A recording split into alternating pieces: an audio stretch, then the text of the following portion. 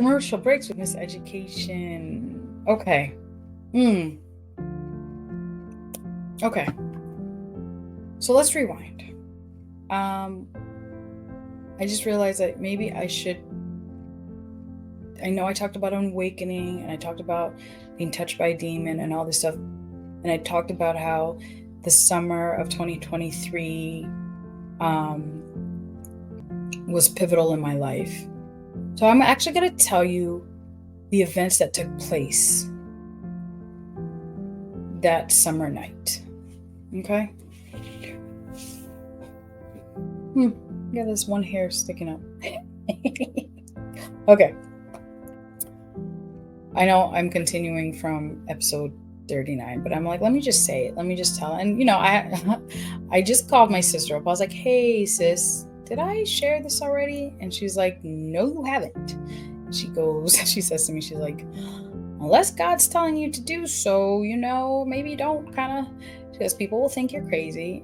And I know that. I know people will think I'm crazy because when I share this story, part of me feels crazy when I share it. And so I always say, I start the story by like, I'm not crazy. I know you can think I'm crazy when I say this. Because part of me feels crazy when I even hearing myself tell the story. And unless one believes, one understands a supernatural world and that there is a supernatural fight going on. Yeah, this sounds crazy, and you know what? Hold on. This is my sister calling me. Hi, Mel.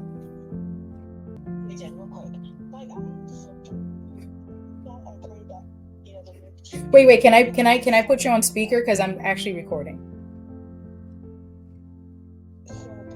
Yes. No. Oh, okay. Bye. Love you. Well, me too. So, anyways, that's my sister.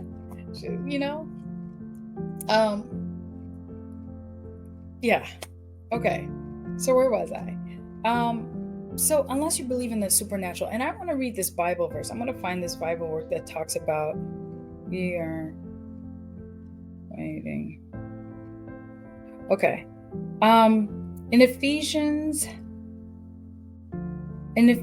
6 verse 12, it reads, and I want it in a different version actually. Give me a second. Sorry, I should have had this prepared. But okay, in Ephesians 6 verse 12, it says, for we wrestle not against flesh and blood, but against principalities, against powers, against the rulers of the darkness of this world, against spiritual wickedness in high places. Again, we are not wrestling against flesh and blood, but against principalities, against powers, against the rulers of the darkness of this world, against spiritual wickedness in high places. And if the Bible is real, and I believe it is real, every word of it is real, that there is something else that we're not seeing. There is a spiritual battle versus good and evil. And I have been granted a seat where I got a front row seat to this, where I got to be a small participant in this spiritual battle. So let me tell you what happened.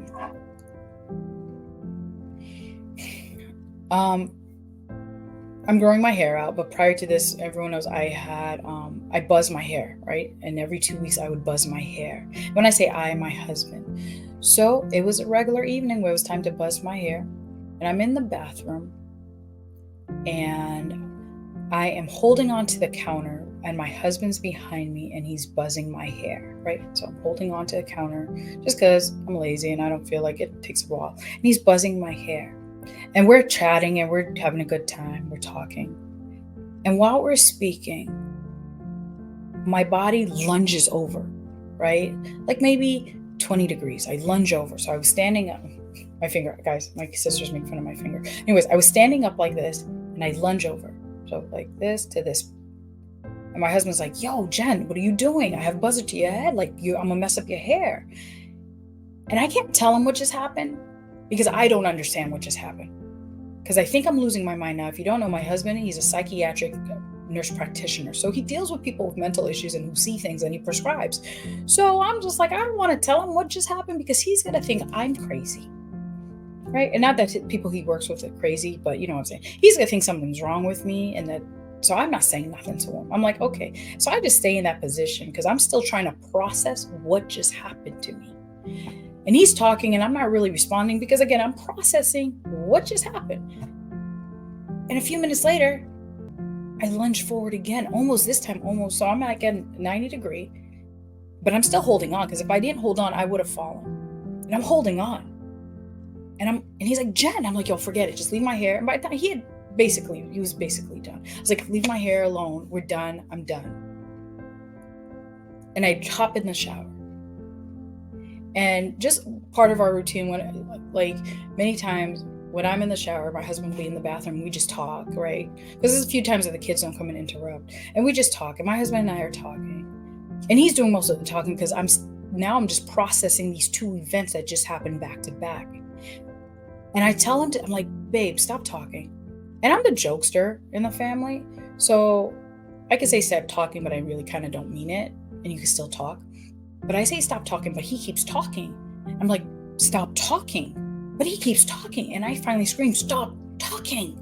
So he takes me seriously now. And he leaves, And I get out of the shower. And anyone who knows me really well knows I do not like bodily fluids. I don't like rain. The only time an individual should be wet is in the shower or in the pool. Like if rain falls and touches my neck, I feel so dirty. I just need to go home and take a shower. I don't do wet. Ugh, okay? Take it how you will. And I get out of the shower. I don't even get a towel. And I go straight to my bed and I sit down. That's another thing about me. I don't like anything wet. I don't like the bed wet. I don't like wet clothes. Ugh. But I sit on the bed, soaking wet, naked. And I start crying so loudly. So loudly. My husband comes in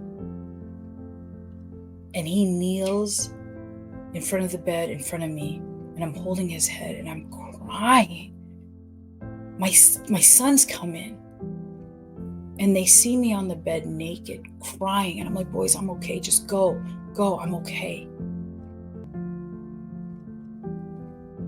And I every now and then I'll ask my husband, do you remember that day, that evening? And he says no. And I'm like, of course not. But I processed it, and this is what and while hold on, I'm trying to get it together because while he's in front of me and I'm holding his head and I'm crying and I tell him, I was like, babe, you literally just witnessed a miracle. I said, if the Bible were to continue and we were still writing stories in the Bible, I would be a character in the Bible. Because what just happened to me was similar to like when the woman touched the hem of Jesus's garment, the woman who had been bleeding for years, and she touched his hem and she stopped bleeding because she took power from him. Right? It's one of those miracles had just happened. And again, it's like, ooh, I might get emotional. Like you read these Bible stories, you hear these stories, and you're like, yeah, they're fantasy, they sound cool. Yeah, Jesus walked on water. 3 boys got thrown in the fire, but a 4th man stands. The ropes get singed, but they don't burn. Like you hear these stories and they sound great. They're great faith stories. But this stuff doesn't happen. Like we don't see this stuff happening every day. And in that moment, the summer of 2023, I lived that moment. I lived a miracle. So what happened was this. When my husband was shaving, clipping my hair, whatever, and the first time, there's my finger. Okay, the first time that I tilted over, I saw this entity. And I say entity because I guess a part of me is still weirded out by it. I saw this demon. coming out of me. And as it was coming out of me, it flung my body forward. As it was exiting my body, my body flung forward. There was a force that came with it exiting, which caused me to physically lunge forward. So I see it, maybe like 3 feet, 2.5, 3 feet long, this thing. And I can't say that I saw its face. I can't give you a description of what but this entity floated out of me, came out of me, and it disappears. And so that's the first time I'm like, what just happened? Am I crazy? What just happened? So I'm still frozen in that moment while my husband's talking to me, whatever. And then again, and it happens again. That's why I went from this to this and then to this. And thank God I was holding on, because I would have been on the floor. This another one exits my body with another force that flung me forward.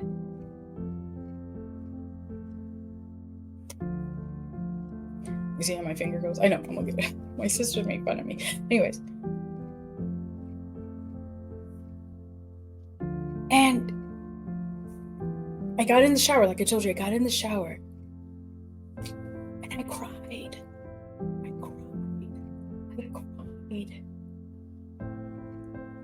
Because I knew what had just happened.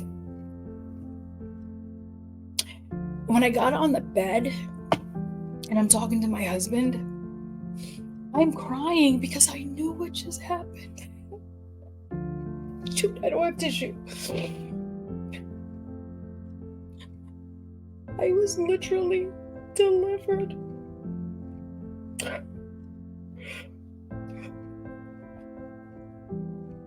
Give me pause, give me a second.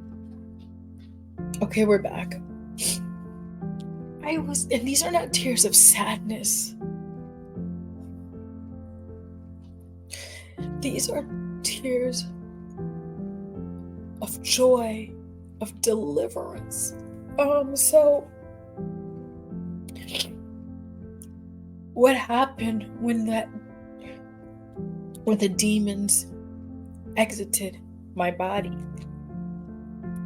In that moment, literally in that moment, God had delivered me of my sexual demons.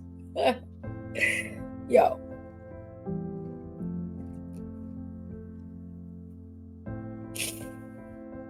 If I tell you how I struggled with this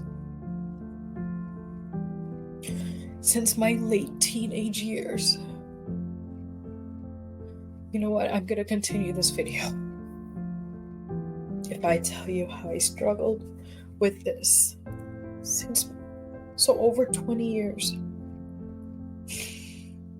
and God delivered me in a blink of an eye. And that evening, I confessed all of my sins to my husband.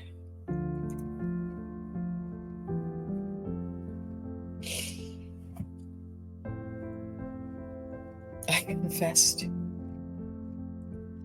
God had literally broken the chains of sexual immorality from me. God had delivered me from the initial sexual assault that I experienced as a child and that had taken a hold of me my entire life. God saved me. God saved me. So when I tell you there was a transformation in my life, the summer 2023,